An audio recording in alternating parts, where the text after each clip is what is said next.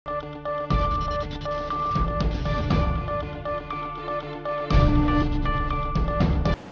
जाने अनजाने में आपसे कुछ गुनाह हो जाता है, आपसे कोई जुर्म हो जाता है, तो आप ये कहकर बच नहीं सकते कि जज साहब मुझे कानून का पता नहीं था या मुझे ये धाराएं याद नहीं थी।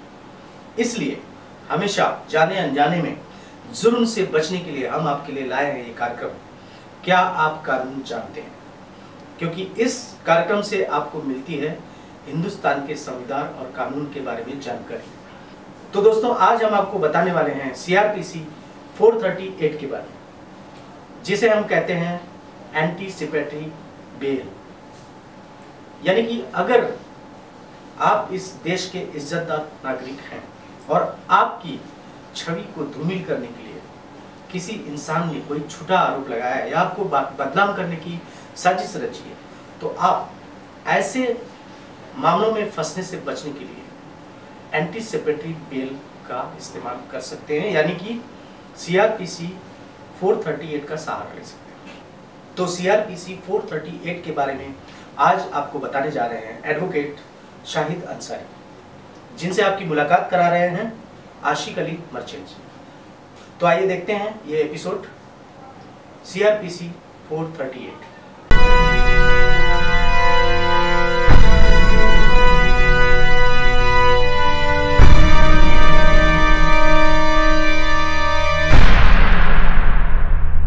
हमारी देश की जनता के लिए एक बार फिर हम हाजिर हैं अपनी सीरीज़ लेके कि आप कानून जानते हैं। आज हमारी इस सीरीज़ में एंटीसिपेटरी बेल 438 के बारे में हमने एडवोकेट शाहिद अली अंसारी जी को बुलाया है और इनसे हम आज कुछ सवाल करेंगे और ये इसके बारे में कुछ एक्सप्लेन करेंगे। तो शाहिद जी, आपका बहुत बहुत स्वागत है। Thank you.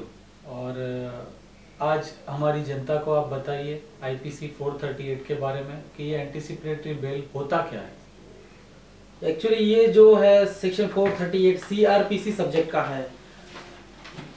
तो बेल के दो प्रकार है, जो एक रेगुलर बेल और दूसरा है एंटीसिपेटरी बेल। रेगुलर बेल जो है सेक्शन 437 और 439 ये सेक्शन में दिया गया है CRPC के, और सेक्शन 438 में एंटीसिपेटरी बेल का प्रावधान है। जब हम ये वर्डिंग अगर पढ़ते हैं स्टैट्यूट की 438 की, तो वहां पर आपको एंटीसिपेटरी ये शब्द कहीं दिखाई नहीं देगा, क्योंकि तो सेक्शन 438 में लिखा है direction for grant of bail to a person apprehending arrest. इसका मतलब होता है कि अगर कोई व्यक्ति, उसे डर है कि वो एक नॉन बेलेबल केस में अरेस्ट किया जा सकता है, डिटेन किया जा सकता है, तो वो उसका जो रीजनेबल जो डर है, अप्रीहेंशन है, तो उसकी वजह से वो सेशंस कोर्ट में या हाई कोर्ट में अपनी अर्जी लगा सकता है ABA की। If a person has apprehension और fear in his mind that he is likely to be arrested in non bailable offence, then he can move to sessions court और टू हाई कोर्ट। तो यह है अटक होने के पूर्व का, मतलब उसको अप्रीहेंशन है, इसके लिए वो कोर्ट में केस फाइल कर सकता है। ये 438 में दिया गया है।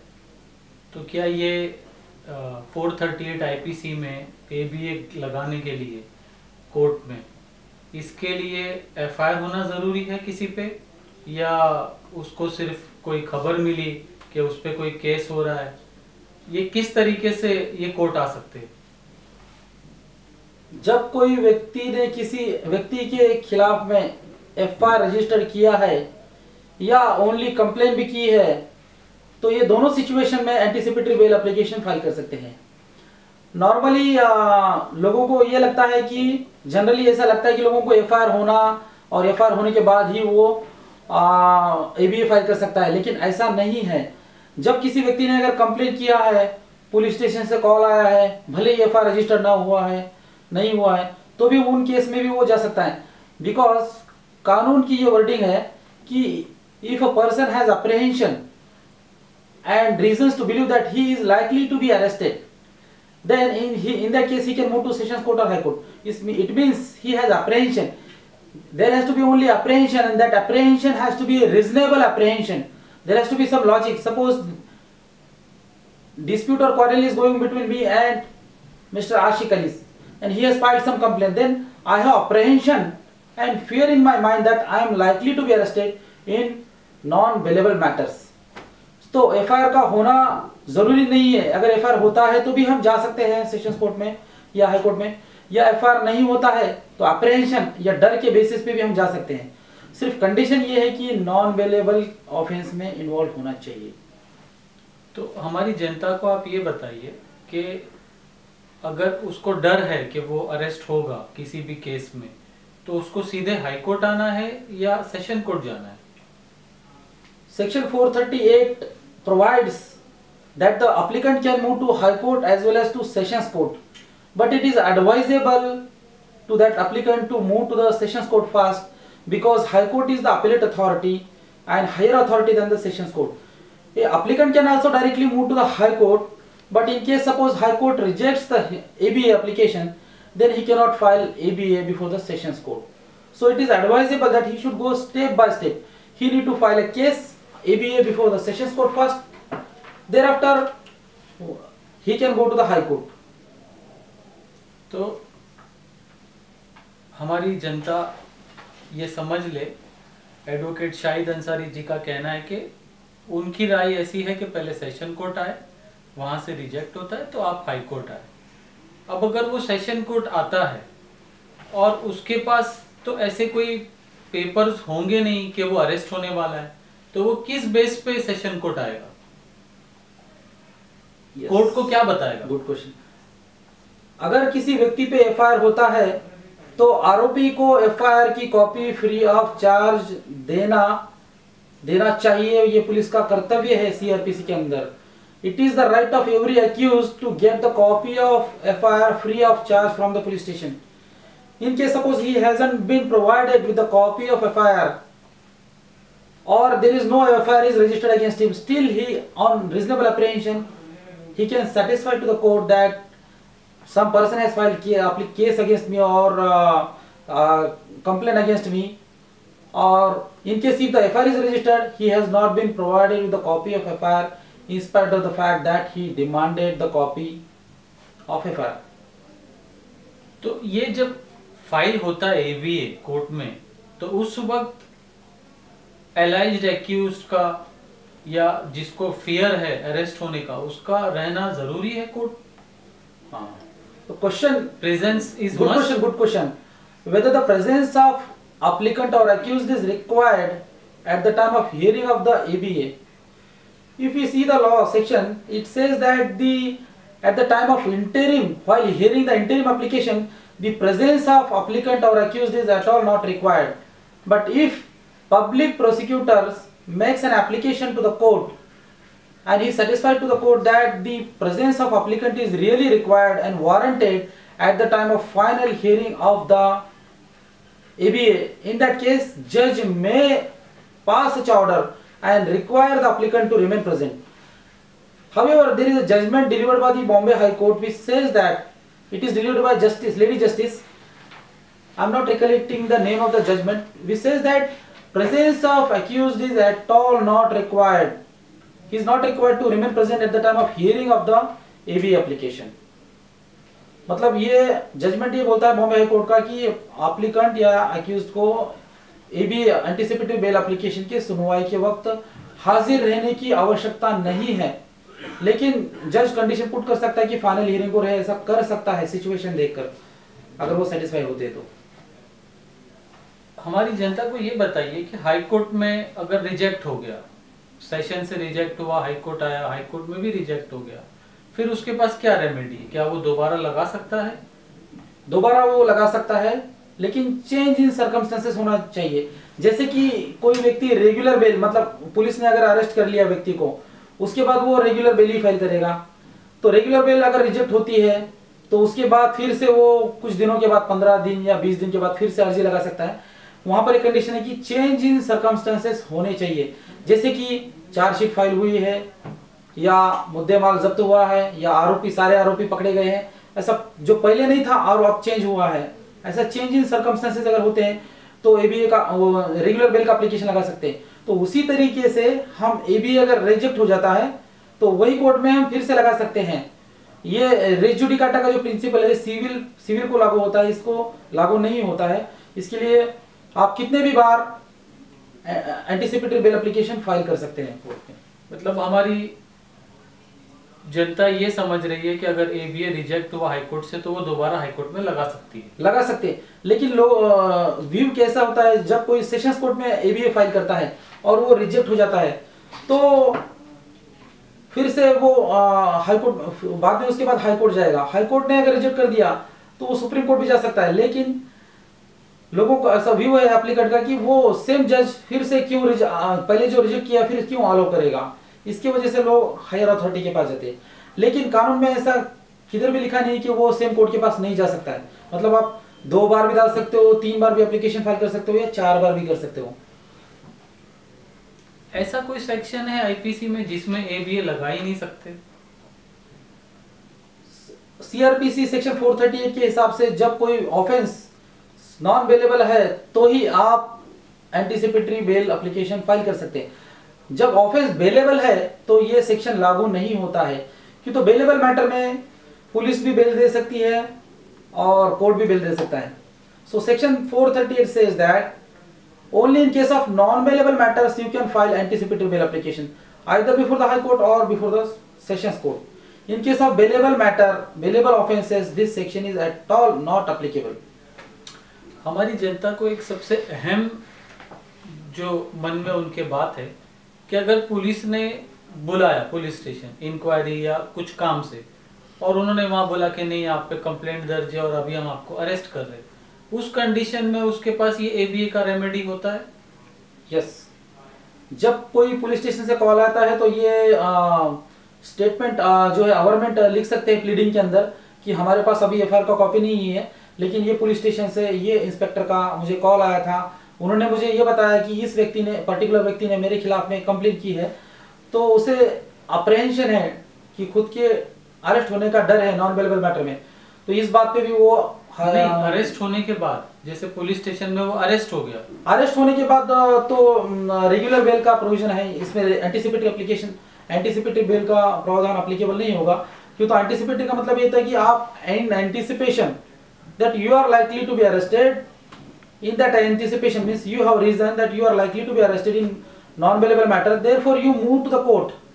If the person gets arrested, suppose he is not filed any ABA and he gets arrested, then he has to file a regular bail application before the concerned or competent court. तो हमारी जनता ने आज देखा कि 438 IPC के क्या अधिकार है हमारी जनता के, और इसमें हमको कैसे करना है, क्या करना है, कहाँ जाना है। अब जैसे कि एडवोकेट शाहिद अली अंसारी जी ने बताया कि एक बार अरेस्ट हो गया उसके ये राइट्स खत्म हो जाते हैं, अब वो एबीए के लिए नहीं आ सकता, उसको रेगुलर बेल में जाना है। तो जब तक अरेस्ट नहीं हुआ कोई भी व्यक्ति और उसको डर है कि उसको अरेस्ट किया जाएगा किसी भी कंप्लेंट में, तो वो एबीए फाइल कर सकता है 438 में और अपने अधिकार को सुरक्षित कर सकता है। मैं इस पर कुछ बोलना चाहूंगा। बेल का जो प्रावधान है, सीआरपीसी जो सब्जेक्ट है ये कॉन्करेंट लिस्ट में आता है, क्यों तो 3 लिस्ट दिए गए संविधान के अंदर भारत के, कॉन्करेंट लिस्ट, यूनियन लिस्ट और स्टेट लिस्ट।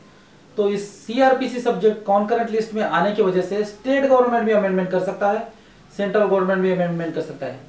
अब इसमें एक बात आपको शॉकिंग लगेगी, उत्तर प्रदेश गवर्नमेंट ने ये जो एंटीसिपेटरी बेल का प्रावधान उनके जनता के लिए नहीं रखा है। मतलब वहां पर अटक पूर्व जामीन आप फाइल कर ही नहीं सकते एप्लीकेशन, जब बंदा अरेस्ट हो जाएगा तो ही वो रेगुलर बेल के लिए जा सकता है कंपीटेंट कोर्ट के अंदर। मतलब यूपी में एबी का कोई प्रावधान रिलीफ नहीं है। और एक बात आपको मैं यही बताना चाहूंगा और इम्पोर्टेंट, एक कायदा है कानून, schedule caste and schedule tribe act, जिसे हम एट्रोसिटीज एक्ट कहते हैं, उसके अंदर भी अगर सेक्शन 3 के तहत अगर गुना रजिस्टर्ड हो जाता है, एफआईआर होता है, तो वो कानून के अंतर्गत एक सेक्शन के तहत आप एबीए फाइल नहीं कर सकते। बार है, there is bar to file application under anticipatory bail, you can not file, there is a bar because that section provides so under that act, schedule caste and schedule tribe act. मतलब atrocity अगर किसी पे लगती है तो वो ABA नहीं कर सकता। अगर वो बंदा अरेस्ट होता है तो उसको रेगुलर लेना पड़ेगा, ये उसके लिए सॉल्यूशन है। और एक बात मैं आपको यहाँ पर खास इंपॉर्टेंट बात बताना चाहूंगा कि वर्डिंग ये बोलती है सेक्शन 438 की कि in the event of arrest the person shall be released फोर्थविथ। मतलब है ना, कोर्ट ऐसा ऑर्डर नहीं पास करता कि ये व्यक्ति को आप अरेस्ट नहीं कर सकते, पुलिस को ऐसा ऑर्डर पास नहीं कर सकता कोर्ट। कोर्ट ये बोलता है कि in the event of arrest the person shall be released, applicant shall be released forthwith. Means the ABA becomes operative only when the person gets arrested. जब उसे अरेस्ट किया जाएगा तो इमीडिएटली उसको छोड़ दो, ऐसा प्रोविजन है। उसे अरेस्ट नहीं कर सकते ऐसा वर्डिंग कानून में नहीं है, और ऐसा ऑर्डर जज सेशंस कोर्ट और ऑनरेबल हाई कोर्ट भी पास नहीं कर सकते। क्यों? तो इंपॉर्टेंट वर्डिंग ऐसी है कि in the event of arrest the applicant shall be released फोर्थविथ, मतलब इमीडिएटली। और आपको एक बात मैं यहाँ बताना चाहूंगा कि कौन से फैक्टर है जो कंसिडर किए जाते हैं एंटीसिपेटरी बेल एप्लीकेशन ग्रांट करते वक्त या रिजेक्ट करते वक्त। तो सबसे पहले आता है कि कस्टोडियल इंट्रोगेशन की आवश्यकता है क्या, मतलब वो आदमी को रियली अरेस्ट करना जरूरी है क्या। अगर जज को ऐसा लगता है कि जो क्राइम से पैसा जनरेट किया है या प्रॉपर्टी परचेस किया है या इंडिया छोड़ के भागने वाला है या कोई सबूतों को मिटाने वाला है या विटनेस को कुछ टैंपर करने वाला है, थ्रेटनिंग करने वाला है, तो ऐसे समय में उसकी कस्टोडियल इंट्रोगेशन की आवश्यकता पड़ती है। तो वैसे टाइम पे उस वक्त कोर्ट जो है एबीए रिजेक्ट कर देता है। कस्टोडियल इंट्रोगेशन की अगर आवश्यकता है तो एबीए रिजेक्ट, कस्टोडियल इंट्रोगेशन की आवश्यकता नहीं है ऐसा लगता है तो अलाउ करेगी। और ऐसा व्यक्ति अगर इंडिया छोड़ के भागने का कोशिश करने वाला है, ऐसा लगता है कि भाग जाएगा, प्रॉपर्टी बेच के चला जाएगा, तो भी उसको एबीए रिजेक्ट हो जाएगा। इसके पहले अगर उसने क्राइम किया है और उसको सजा हुई है कोई कॉग्निजेबल ऑफेंस के अंदर, नॉन बेलेबल मैटर के अंदर, तो वैसे टाइम पे भी जज उसको रिजेक्ट कर सकता है एप्लीकेशन का। और कुछ जेन्युइन केसेस रहते हैं जहां पर सिर्फ फॉल्स एलिगेशन होते हैं, फ्रूटलेस एलिगेशन, मीनिंगलेस एलिगेशन लगाते हैं, ओनली पॉलिटिकल राइवरी होती है, दुश्मनी होती है, तो इमेज को टार्निश करना होता है कि तो लगता है कि पुलिस की गाड़ी आएगी, वैन, लोग हथकड़ी लेकर आएंगे, समाज में एप्लीकेंट की इज्जत चली जाएगी, आबरू चली जाएगी। इसकी वजह से भी कुछ लोग कंप्लेंट फाइल करते हैं और कभी कभी एफआईआर भी रजिस्टर हो जाता है जबकि गुनाह भी नहीं किया। ऐसे बहुत सारे केसेस आपको देखने में मिलते हैं, न्यूज़ में भी पढ़ते हैं। तो ऐसे टाइम पे एंटीसिपेटरी का बहुत सारा, ऐसा प्रोविजन का बहुत सारा इस्तेमाल मतलब यूज किया जा सकता है। कोई इज्जतदार व्यक्ति है, अच्छा है, समाज में बिजनेसमैन है, कभी अरेस्ट नहीं हुआ, कोई ऑफेंस नहीं किया है, वैसे व्यक्ति को तो अच्छे से जल्दी से मिल जाती है ये। और कुछ कंडीशंस लगाते हैं जैसे कि आप ये पर्टिकुलर पुलिस स्टेशन में आप हाजिर रहिए 8 दिन में एक बार या 10 दिन में एक बार, और इंट्रोगेशन में, इन्वेस्टिगेशन में आपको कोऑपरेट कर रही है, या कोई श्योरिटी जामीनदार लेकर आइए, या कैश बेल भरिए। ऐसे कुछ रीजनेबल कंडीशन लगा के, या इंडिया के बाहर आप नहीं जाएंगे, अगर जाना है तो आप कोर्ट की परमिशन लेंगे, ऐसे कुछ कंडीशन पुट करके कोर्ट ग्रांट कर सकता है बेल, ये भी है। अच्छा, हमारी जनता को ये बताइए कि ये एंटरिंग बेल क्या होता है? जब हम एबीए फाइल करते हैं, एंटीसिपेटरी बेल एप्लीकेशन, तो फर्स्ट टाइम जब हियरिंग के लिए मैटर आता है कोर्ट में, तो उस टाइम पे पूरा लॉयर ने आर्ग्यूमेंट करने के बाद सेटिस्फाई करना पड़ता है उनको, और बताना पड़ता है कि उनको इंटरिम प्रोटेक्शन क्यों दे, क्यों तो वो अगली डेट तक मैटर जाना है। जज साहब जो है वो रिपोर्ट मंगाते हैं पुलिस का कि क्या स्टेटस है, एफआईआर रजिस्टर हुआ है कि नहीं, और आपका क्या कहना है ऐसे। तो उसे आने के लिए कुछ टाइम लगता है, 1 वीक लगता है, 2 वीक्स लगता है। तो तब तक के लिए इंटरिम रिलीफ देना जरूरी है और उनकी लिबर्टी को प्रोटेक्ट करना जरूरी है। तो उसमें कोर्ट इंटरिम अलाउ करता है जनरली। अगर इंटरिम रिजेक्ट करता है कोर्ट, तो पुलिस को कंसर्निंग आयोग को पूरा अधिकार है कि वो अरेस्ट कर ले। तो मतलब हमारी जनता को ये बताइए कि एबीए किसी ने फाइल किया, इंटरिम रिजेक्ट हो गया, तो फिर उसके एबीए का क्या फायदा उसको पहुंचेगा? इंटरिम अगर कोर्ट ने रिजेक्ट कर दिया और 2 या 1 दिन की अगर टाइम दिया है, नेक्स्ट डेट पे अगर हियरिंग कर रहे हैं, जो मेन मैटर पेंडिंग रखा है, तो ठीक है 1-2 दिन में, लेकिन अरेस्ट होने का तो रिस्क आपको रहेगा, क्यों तो कोर्ट ने इंटरिम प्रोटेक्शन आपको नहीं दिया है। लेकिन जज ने आज इंटरिम रिजेक्ट कर दिया और 15 दिन का टाइम दे दिया या 10 दिन का टाइम दे दिया, तो फिर वो मीनिंगलेस ही हो जाएगा, फ्रूटलेस हो जाएगा, क्यों तो आपको उस समय पुलिस वाला कभी भी अरेस्ट कर सकता है। तो इस सूरत में उसके एबीए का कोई मतलब नहीं रहा। इंटरिम रिजेक्ट होता है तो आप इमीडिएटली हाई कोर्ट में भी जा सकते हो, क्यों तो आपकी लिबर्टी आप प्रोटेक्ट करने के लिए आप हर कोई स्टेप ले सकते हो जो आपको अवेलेबल है कानून के अंतर्गत। मतलब अच्छी बातों पे एडवोकेट शाहिद अली जी ने रोशनी डाली है कि ABA फाइल हर कोई कर सकता है, लेकिन जो समाज के लिए नुकसान कार्य है ऐसे लोगों का ABA कोर्ट रिजेक्ट कर देती है। तो बहुत अच्छी जानकारी मिली आज ABA 438 पे, और शाहिद अली अंसारी जी का बहुत बहुत धन्यवाद कि बहुत अच्छी जानकारी इन्होंने दी। और हम हाजिर होंगे दूसरी IPC लेके बहुत जल्द।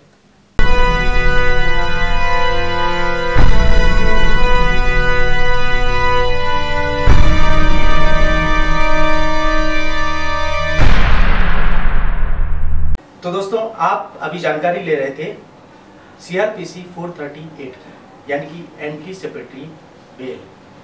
तो दोस्तों, ये एपिसोड यहीं खत्म होता है और आपका बहुत बहुत धन्यवाद। आप देखते रहिए कानून की जानकारी के लिए क्या आप कानून जानते हैं, क्योंकि आप ये कहकर बच नहीं सकते हैं कि जज साहब मुझे कानून का पता नहीं था। अगर आपसे कोई जाने अनजाने में जुर्म ना हो तो आप देखते रहिए क्या आप कानून जानते हैं। और हाँ, please like, share and subscribe right mirror. क्या आप कानून जानते हैं?